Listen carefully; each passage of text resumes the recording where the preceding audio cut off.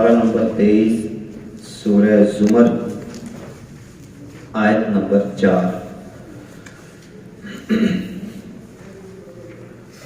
اعوذ باللہ من الشیطان الرجیم، بسم اللہ الرحمن الرحیم۔ لو اراد اللہ،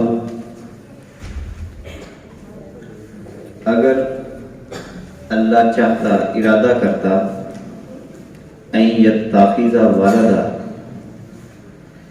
کہ وہ بناتا کوئی اولاد، بچہ، لاصطفیٰ مما یخلق ما یشاء، ضرور وہ چن لیتا اس میں سے یخلق ما یشاء، جو اس نے تخلیق کیا ہے، جسے چاہتا چن لیتا۔ سبحانہ، اللہ تو اس سے پاک ہے۔ مشرکین نے اللہ کی ذات کے لیے فرشتوں کو بیٹیاں قرار دیا اور اپنی طرف سے ہی ایک مفروضہ قائم کیا کہ فرشتے اللہ کی بیٹیاں ہیں۔ عیسائیوں نے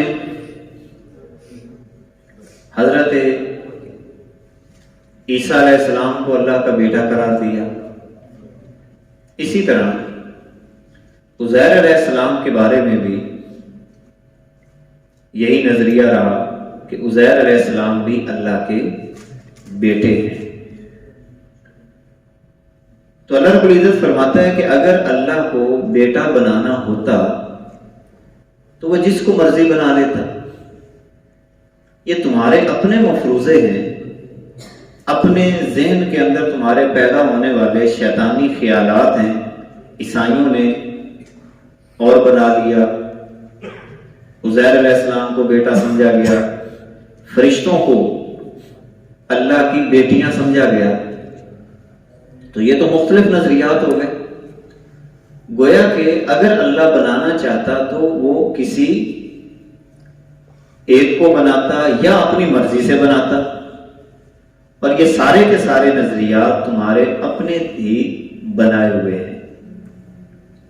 اس سے ایک بات یہ پتہ چلتی ہے، جو اللہ رب العزت نے یہاں پہ فرمایا سبحانہ، وہ تو تمام ان چیزوں سے پاک ہے۔ اللہ کی ذات کے بارے میں اپنی طرف سے نظریہ قائم کرنا ممنوع ہے۔ بعض لوگ اپنی طرف سے ہی بعض نظریات گھڑ لیتے ہیں۔ یہ تو اس دور کے نظریات تھے۔ ہمارے ہاں جیسے بہت سارے نظریات جن کو ہم توہمات کہتے ہیں، مثال کے طور پر سفر کے مہینے کے حوالے سے بعض نظریات، پھر اس کے علاوہ بہت سارے مہینوں کے حوالے سے نظریات، بعض دنوں کے حوالے سے نظریات، جو کہ رب ذوالجلال نے تو ایسا کہیں پر بھی یہ بات نہیں کی۔ خود اپنی طرف سے لوگ کچھ باتیں گھڑ لیتے ہیں، فلاں عمل کریں گے تو یہ ہو جائے گا۔ شادی بیاہ کی تاریخیں مقرر کرتے ہوئے لوگ بہت ساری چیزوں کو اس طرح کے خیالات کرتے ہیں کہ فلاں دنوں کے اندر شادی کرنی ہے، فلاں دنوں کے اندر شادی نہیں کرنی۔ تو یہ ساری باتیں جو اپنی طرف سے منسوب کی جاتی ہیں اللہ کی ذات کی طرف، اللہ رب العزت فرما رہا ہے سبحانہ، وہ ان تمام باتوں سے پاک ہے۔ لہذا ایک ذہن میں یہ رکھیں کہ جیسے اللہ نے کئی مقامات پر یہ بات فرمائی ہے بغیر علم، بغیر علم کے اللہ کے بارے میں بات کرنا بھی ممنوع ہے۔ لہذا اللہ کے بارے میں جتنا پتا ہو اتنی بات کریں، اور اللہ کے بارے میں جو باتیں پتا نہ ہوں وہ اپنی طرف سے اللہ کی ذات کی طرف منسوب نہیں کرنی۔ یہی وجہ ہے کہ بعض لوگ اللہ کا تعارف ہی غلط کروا دیتے ہیں۔ جب اللہ کا تعارف ہی لوگوں کے ذہنوں میں غلط بیٹھ جائے گا تو یہ بھی گویا کہ ایسا ہی ہوا کہ اللہ کی ذات کی طرف ایسی چیزوں کو منسوب کرنا جو اللہ کی شان کے لائق نہیں ہے۔ کچھ باتیں کائناتی طور پر اللہ کی ذات کے ساتھ ویسے ہی منسوب کی گئی۔ ان میں سے دیکھیں قرآن مقدس نے تمام وہ باتیں جو رب ذوالجلال کے ساتھ خاص ہیں ان کا ذکر کر دیا، کائنات کے نظام کو بیان کر دیا۔ جب ذہنوں کے اندر تعارف غلط بیٹھ جاتا ہے تو پھر لوگ اللہ کی ذات سے مایوس ہونا شروع ہو جاتے ہیں۔ اب اللہ فرماتا ہے کہ سبحانہ ہو، اللہ ان تمام باتوں سے پاک ہے، لہذا اللہ نقص سے پاک ہے، عیب سے پاک ہے، جھوٹ سے پاک ہے۔ وہ باتیں جو اللہ کی طرف منسوب کی جاتی ہیں، رب ذوالجلال ان تمام باتوں سے پاک ہے۔ اور ساتھ ہی اللہ رب العزت نے یہ بات فرما دی، هو اللہ، اب اپنا تعارف کروا رہا ہے۔ وہ اللہ ہے الواحد، اکیلا، یکتا، ایک ہے۔ اس کا مطلب ہے وہ ایک ایسا ہے کہ جس کے مقابلے میں کوئی نہیں ہے۔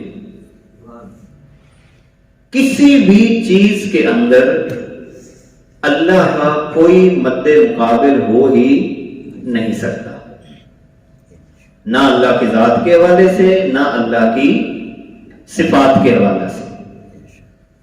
اب یہ تصور کر لینا کہ فرض کریں کہ اللہ اگر نہیں بھی چاہتا تو فلاں کر لے گا، یا اللہ کی ذات کو مجبور سمجھ لینا کہ اللہ فلاں کا مجبور ہے، جیسا کہ مشرکین کا ایک عقیدہ یہ بھی تھا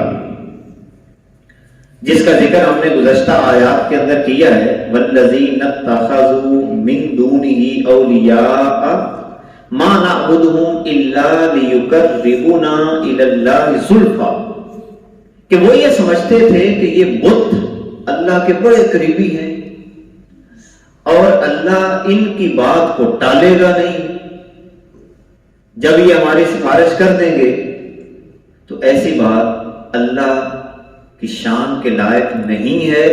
مخلوقات میں سے اللہ کسی کا مجبور نہیں ہے کہ کوئی بندہ اسے مجبور کرے، کوئی نبی مجبور کرے، کوئی ولی مجبور کرے۔ اللہ کسی کا مجبور نہیں ہے، وہ اپنی مرضی سے ہی جو کرتا ہے وہ کرتا ہے۔ یہی نظریہ توحید ہے۔ اب ایک بات تو اللہ نے فرمائی الواحد، وہ اکیلا ہے، یکتا ہے، ایک ہے، القہار، اور سب پر غالب ہے، مغلوب نہیں ہے۔ خلق السماوات والارض بالحق، اس نے آسمانوں کو پیدا کیا، زمین کو پیدا کیا حق کے ساتھ۔ یکور اللیل علی النہار، وہ لپیٹتا ہے رات کو دن پر، وَيُكَوِّرُ النَّهَارَ عَلَى اللَّيْلِ، اور دن کو لپیٹتا ہے رات پر، وَسَخَّرَ الشَّمْسَ وَالْقَمَرَ، اور اسی نے سورج اور چاند کو مسخر کیا، کُلٌّ یجری لِأَجَلٍ مُّسَمًّى، ہر ایک تیر رہا ہے ایک مقررہ ٹھہرائی ہوئی مدت کے اندر۔ اب یہ دلیل کیوں دی ہے؟ یہ دلیل اس لیے دی کہ اگر خدا نہ خواستہ اللہ کسی کا مجبور ہوتا، آپ ایک عام روٹین میں بات ذہن میں رکھیں، بعض دفعہ بندہ اولاد کے ہاتھوں مجبور ہو جاتا ہے، ایک بندہ معیار قائم کرتا ہے، دفتر میں بیٹھا ہے، کہیں نہ کہیں انسان جھول کھا جاتا ہے، کہیں نہ کہیں انسان ہے جھول کھا جاتا ہے۔ جو روٹین انسان مقرر کرتا ہے کسی نہ کسی مجبوری کی وجہ سے اس کی روٹین کے اندر فرق آ جاتا ہے۔ ہم روزانہ ایک منصوبہ بناتے ہیں، بعض دفعہ طلباء یہ اپنی ڈائری بناتے ہیں، یا کسی بھی شعبے کے ساتھ تعلق رکھنے والا بندہ وہ کہتا ہے کہ آج کے بعد میں اس روٹین کے ساتھ کام کروں گا، اتنے بجے یہ کام کروں گا، اتنے بجے یہ کروں گا، اتنے بجے یہ کروں گا، شاید اسی دن ہی پورا اتر جائے۔ بعد دفعہ کوئی مجبوری درمیان میں آ گئی، کسی نے مجبور کر دیا کہ نہیں جناب آپ کی یہ روٹین تو ہے لیکن ہماری مجبوری ہے، آپ ہمارے ساتھ چلیں، آپ ہمارے پاس آ جائیں، کوئی اور موقع آ جاتا ہے۔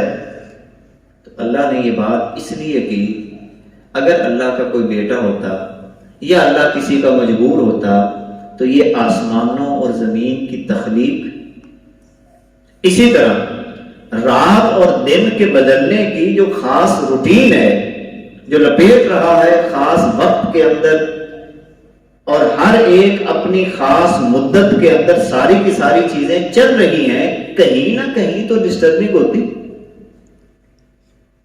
کہیں نہ کہیں تو ڈسٹربنگ ہوتی، مگر ایسا بالکل نہیں ہے۔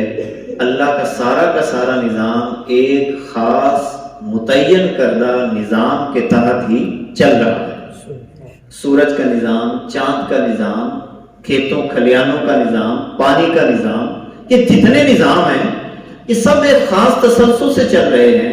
اس کا مطلب یہ ہوا کہ اللہ قہار ہے، وہ مغلوب نہیں بلکہ غالب ہے، اپنی مرضی سے سارے کے سارے نظام چلاتا ہے۔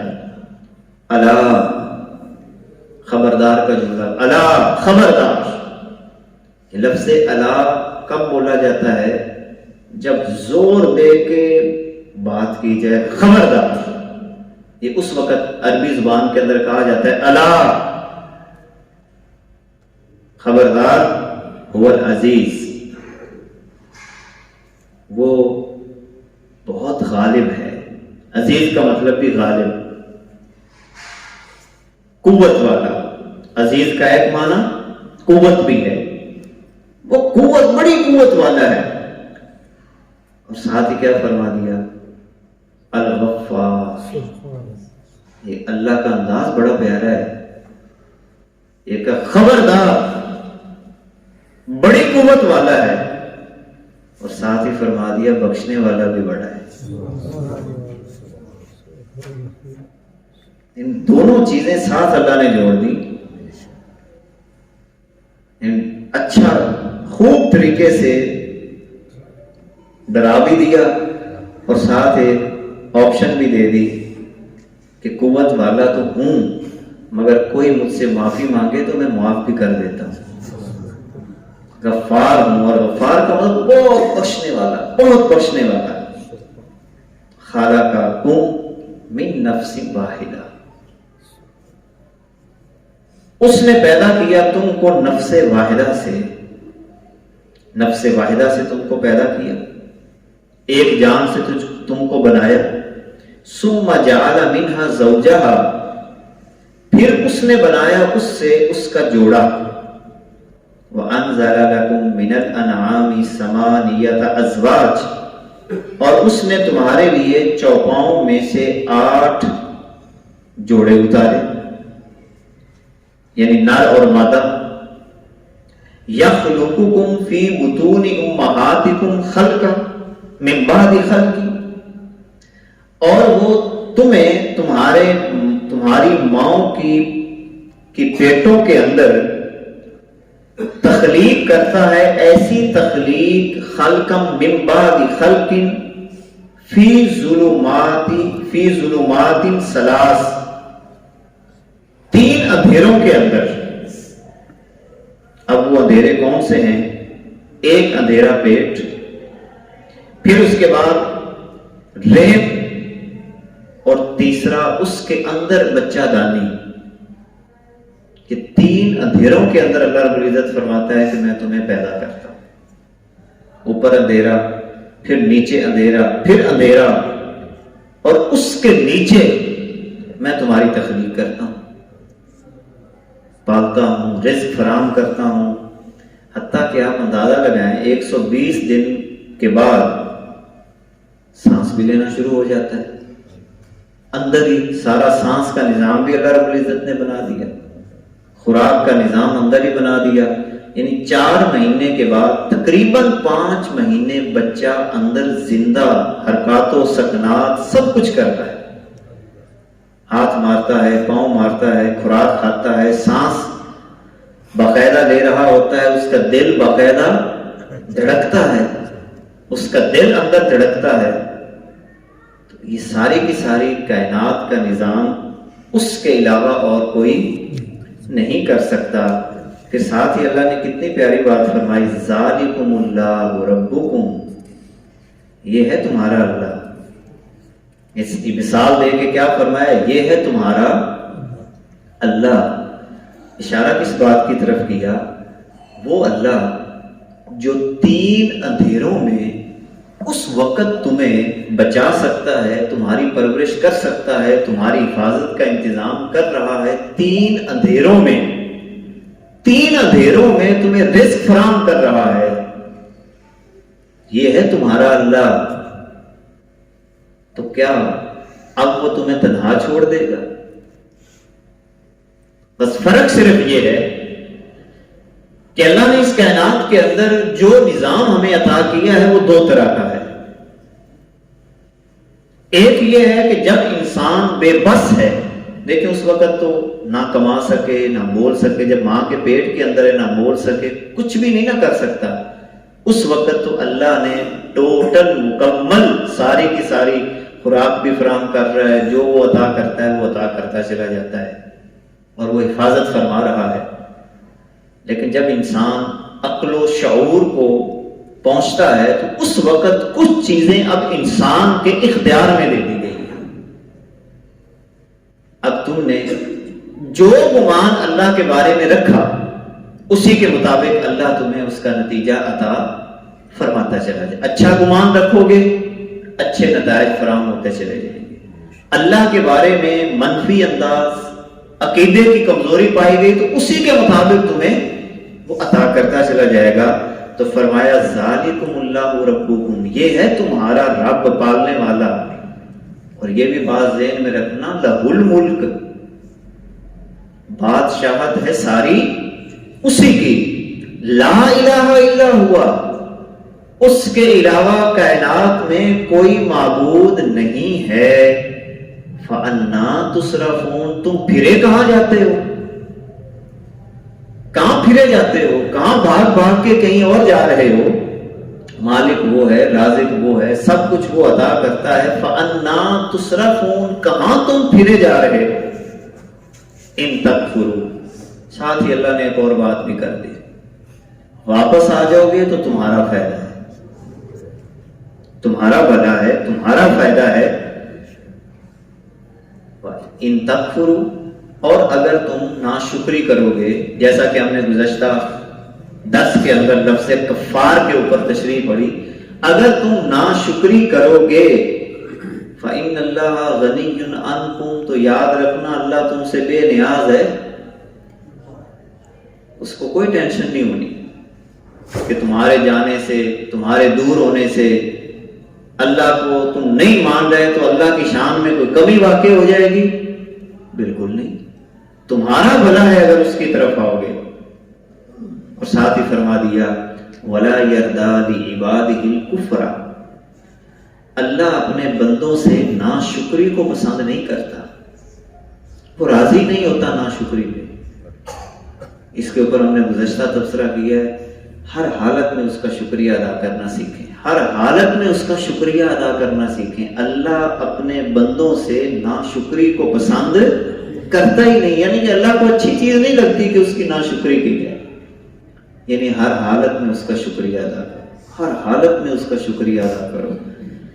وَإِن تَشْكُرُوا، اور اگر تم اس کا شکریہ ادا کرو گے يَرْضَهُ لَكُمْ، تو پھر کیا ہے تمہارے لیے وہ اس شکریہ کو پسند کرتا ہے، اس کو شکریہ اچھا لگتا ہے۔ وَلَا تَزِرُ وَازِرَةٌ وِزْرَ أُخْرَىٰ، کوئی جان کسی جان کا بوجھ نہیں اٹھائے گی، کوئی جان کسی جان کا بوجھ نہیں اٹھائے گی۔ اس کے ایک مفہوم یہ ہے کہ جو بندہ جو عمل کر رہا ہے وہ اپنے لیے ہی کر رہا ہے، کسی کا بوجھ نہیں اٹھا رہا۔ بعض دفعہ ہم یہ سمجھتے ہیں، اس کی کئی اور تشریحات بھی ہیں، تو میں یہ تشریح آپ کے سامنے ایک عرض کرنا چاہتا ہوں۔ بعض دفعہ ہم یہ سمجھتے ہیں کہ ہم کسی کا بوجھ اٹھا رہے ہیں، کسی کا بوجھ۔ ہم کسی کا بوجھ نہیں اٹھاتے، کسی کے ساتھ بھلائی بھی کر رہے ہیں تو یہ ہمارا اپنا بوجھ تھا جو ہم اٹھا رہے ہیں۔ بھلائی کرنا ہماری ذمہ داری میں شامل ہے، لہذا کوئی جان کسی کا بوجھ نہیں اٹھاتی۔ سادہ سا مطلب ہے، ہر بندہ جو عمل کرے گا اس کو اپنی ذات کے لیے ہی فائدہ ہوگا۔ نیکی کرے، اچھائی کرے، اچھا بولے، خدمت کرے، جو عمل بھی کرے گا اللہ رب العزت اس کو اس کا اجر عظیم عطا فرمائے گا۔ قرآن میں اللہ نے فرمایا، جو بندہ بھی عمل صالح اختیار کرے گا ہم ایسے لوگوں کو ہمیشہ کی زندگی عطا فرما دیتے ہیں، ہمیشہ کی زندگی عطا فرماتے ہیں۔ اور ہمیشہ کی زندگی سے کیا مراد ہے کہ اللہ رب العزت ان کی سوچ، جسم و فکر کو کائنات کے لیے فائدے کا بہت بڑا مرکز بنا دیتا ہے، ان کے جسم کو فائدے کا مرکز بناتا ہے، ان کی سوچ کو فائدے کا مرکز بناتا ہے۔ ثم الی ربکم مرجعکم، پھر الی ربکم، تمہارے رب کی طرف ہی تمہارا لوٹنا ہے۔ فینبئکم بما کنتم تعملون، پھر وہ تمہیں بتائے گا جو تم عمل کیا کرتے تھے۔ ماضی استمراری ہے، جو تم عمل کیا کرتے تھے تمہیں بتائے گا۔